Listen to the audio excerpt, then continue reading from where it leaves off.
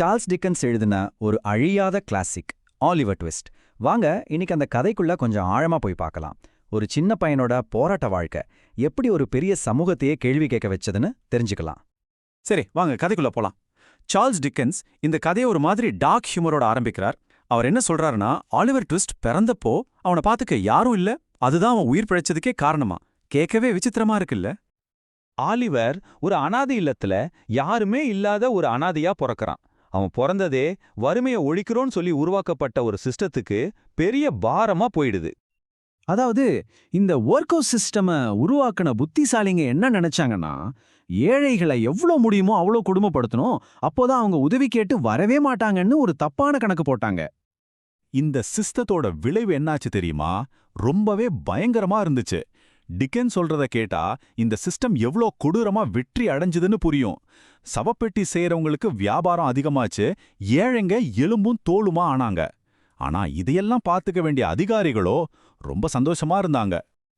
இந்த ஒரு வரி இது அந்த பசங்களோட பசிய எவ்வளோ அழகா ஆனா வலி நிறைஞ்சதா சொல்லுது பாருங்க. அதாவது கிண்ணத்தை கழுவவே வேண்டியது இல்லையா, பசங்களே அதை நக்கி சுத்தமாக்கிடுவாங்க. இந்த நிலைமை தான் இந்த நாவலோட அந்த புகழ்பெற்ற காட்சிக்கு வழிவகுக்குது. ஆலிவர் தைரியத்தை வரவழைச்சுக்கிட்டு இன்னும் கொஞ்சோன்னு கேட்கறானே அந்த காட்சிக்கு. அடுத்து என்ன ஆகுதுன்னா, ஆலிவரை வித்துடுறாங்க. முதல்ல புகைப்போக்கி சுத்தம் செய்யற ஒருத்தர்கிட்ட போக வேண்டியது, அதுக்கப்புறம் ஒரு சவப்பெட்டி செய்யறவர்கிட்ட வேலைக்கு போறான். அதாவது ஒரு நரகத்திலிருந்து இன்னொரு நரகத்துக்கு போற மாதிரி தான் அவனோட நிலைமை. அங்க கூட வேலை செய்யற ஒரு பையன் ஆலிவரோட இறந்து போன அம்மாவை பத்தி ரொம்ப கேவலமா பேசுறான். அது வரைக்கும் எல்லாத்தையும் பொறுத்துக்கிட்ட ஆலிவருக்கு அப்பதான் கோபம் தலைக்கிறது. முறையா அவனோட பொறுமை உடையுது. அவனை அடிச்சு தடவையா தனக்காக போராடி அந்த அடிமைத்தனத்திலிருந்து தப்பிச்சு ஓடிடுறான். சரி, இப்போ கதை வேறொரு திசையில போகுது. அரசாங்கத்தோட கொடுமையிலிருந்து தப்பிச்ச ஆலிவர் அடுத்து எங்க போறான்? லண்டனோட இருண்ட பக்கத்துக்குள்ள, அதாவது குற்ற உலகத்துக்குள்ள நுழையிறான். சும்மா இல்லைங்க, 7 நாள் கால்ல ரத்தம் வடிய பசியோட சோரோட நடந்தே லண்டனுக்கு வந்து சேர்றான். இந்த பயணம் அவனுக்கு சுதந்திரத்தை கொடுத்த மாதிரி இருந்தாலும் கடைசியில் அந்த பெரிய நகரத்தோட இரக்கமில்லாத தெருக்கள்ல அவனை அனாதையா நிக்க வச்சிடுது. அப்படி இருக்கும்போதுதான் ஆர்ட்ஃபுல் டாட்ஜர் ஒரு பையனை சந்திக்கிறான். அவன் ரொம்ப சாமர்த்தியசாலி. ஆலிவருக்கு வீடு சாப்பாடெல்லாம் தரேன்னு சொல்லி ஒரு இடத்துக்கு கூட்டிட்டு போறான். பாவம், ஆலிவருக்கும் அது ஒரு பாதுகாப்பான இடமாறதான் முதல்ல தெரியுது. அந்த இடத்த நடத்துறது தான் ஃபேகின். இவன் கதையில ஒரு முக்கியமான வில்லன். பார்க்கறதுக்கு ஒரு வயசான ஜாலியான ஆள் மாதிரி தெரிவான். ஆனா அவன் ஆலிவரை ஒரு குழந்தையா பார்க்கல, தன்னோட திருட்டு தொழிலுக்கு கிடைச்ச ஒரு புது கருவியா தான் பார்க்கறான். ஃபேகினோட சிஸ்டமே தந்திரமானது. அவன் திருடுறத ஒரு விளையாட்டு மாதிரி சொல்லித் தருவான். முதல்ல அவனோட பாக்கெட்ல இருந்து கைக்குட்டையா அவனுக்கே தெரியாம எடுக்கணும். அதுதான் பயிற்சி. இவங்கள மாதிரி நீயும் செஞ்சா உலகத்திலே பெரிய ஆளா வருவேன்னு சொல்லி பசங்களோட மனசை மாத்தி அவங்கள குற்றவாளியா மாத்துறான். இந்த புது உலகத்துல தான் ஆலிவரோட வாழ்க்கை 2 பக்கமும் இழுபடுது. ஒரு பக்கம் அவனுக்கு நல்லது செய்ய நினைக்கிறவங்க, இன்னொரு பக்கம் அவனை விடாம துரத்துற வன்முறை. அவனோட முதல் அவுட்டிங்லயே பிரச்சனை தான். செய்யாத திருட்டுக்கு ஆலிவர் மேல பழி வந்து விழுது. திருடன் திருடனும் திருவே கத்த அவன் நிரபராதின்னு கூட பார்க்காம அவனை பிடிச்சிடுறாங்க. ஆனா அவனோட நல்ல நேரம். மிஸ்டர் பிரவுன்லோன்னு ஒரு நல்ல மனுஷன் அங்க வர்றாரு. உடம்பு சரியில்லாம பயந்து போய் நின்ன ஆலிவரை பார்த்து பரிதாபப்படுறார். அது மட்டும் இல்ல, ஆலிவரோட முகம் அவரோட வீட்ல இருக்கிற ஒரு ஓவியம் மாதிரியே இருக்கிறதையும் கவனிக்கிறார். அதனால அவனை தன்னோட வீட்டுக்கு கூட்டிட்டு போய் பாத்துக்கிறார். வாழ்க்கையில முறையா அன்புனா என்னன்னு ஆலிவர் உணர்ற அந்த நேரத்துல விதி மறுபடியும் விளையாடுது. ஃபேகன் அவனை சும்மா விட தயாரா இல்ல. ஆலிவர் வெளியே இருந்தா ஆபத்துன்னு கொடூரமான பில் சைக்ஸையும் நான்சியும் அனுப்பி ஆலிவரை திரும்பவும் கடத்தி அந்த இரண்ட உலகத்துக்கே இழுத்துட்டு வந்துடுறான்.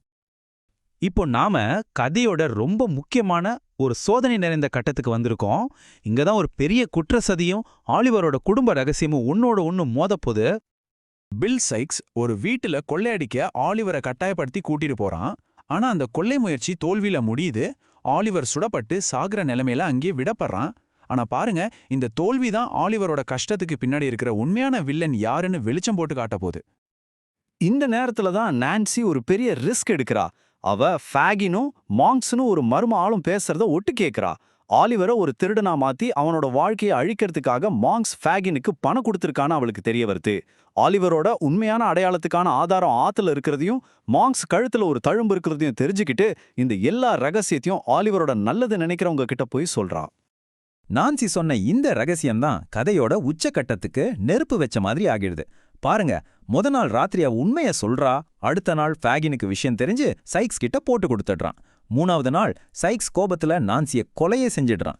4வது நாள் ஊரே துரத்த தப்பிக்க முயற்சி செய்யும்போது சைக்ஸ் தற்செயலா அவனே தூக்குல மாட்டி இறந்து போறான். நான்சி செஞ்ச ஒரு நல்ல காரியத்துக்கு அவளோட உயிரே விலையா போயிடுச்சு. இப்படி வில்லன்கள் எல்லாம் அழிஞ்சதுக்கு அப்புறம் ஆலிவரோட தனிப்பட்ட கதை ஒரு முடிவுக்கு வருது. ஆனா இந்த முடிவு தான் இந்த நாவல் சொல்ல வர்ற ரொம்ப சக்தி வாய்ந்த சமூக செய்தியை நமக்கு புரிய வைக்குது. மொத்த சதியும் இப்ப வெளிச்சத்துக்கு வருது. மாங்க்ஸ் வேற யாரும் இல்ல, ஆலிவரோட அண்ணன். ஆலிவருக்கு கிடைக்க வேண்டிய சொத்தை அபகரிக்க தான் இவ்வளவு கொடுமையும் செஞ்சிருக்கான். கடைசியில மாங்க்ஸ் ஜெயில்ல இறந்து போறான். ஃபேகின் தூக்குல போடப்படுறான். அந்த ஒர்க் ஹவுஸ் அதிகாரி பம்பிள் அதே ஒர்க் ஹவுஸ்ல ஒரு ஏழையா சாகுறான். ஆனா நம்ம ஆலிவருக்கு அவனோட அடையாளமும் சொத்தும் திரும்ப கிடைக்குது. மிஸ்டர் பிரவுன்லும் அவனை தத்து எடுத்துக்கிறார். கடைசியா அவனுக்கு ஒரு குடும்பமும் கிடைக்குது. ஆக ஆலிவரோட தனிப்பட்ட கதை ஒரு பெரிய விஷயத்துக்கு காரணமா அமையுது. அது என்னன்னா, பிரிட்டனோட 1834 வருஷத்து ஏழைகள் சட்டத்தோட கொடூரத்தை அதை வெளிச்சம் போட்டு காட்டுச்சு.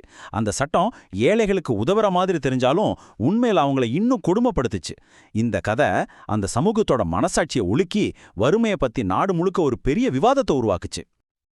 ஆனா டிக்கன்ஸ் கதையை முடிக்கும்போது நம்மகிட்ட ஒரு ஆழமான கேள்வியை விட்டுட்டு போறாரு. கொடுமை மட்டுமே நிறைஞ்ச ஒரு உலகத்துல ஒருத்தர் நல்லவரா இருக்கிறது பிறப்பால வர்றதா இல்ல அது அவங்க எடுக்கிற ஒரு முடிவா? யோசிச்சு பாருங்க. இந்த கேள்விதான் கிட்டத்தட்ட 200 வருஷம் ஆனாலும் இன்னைக்கும் ஆலிவர் ட்விஸ்டோட கதையை நமக்கு ரொம்ப நெருக்கமானதா வச்சிருக்கு.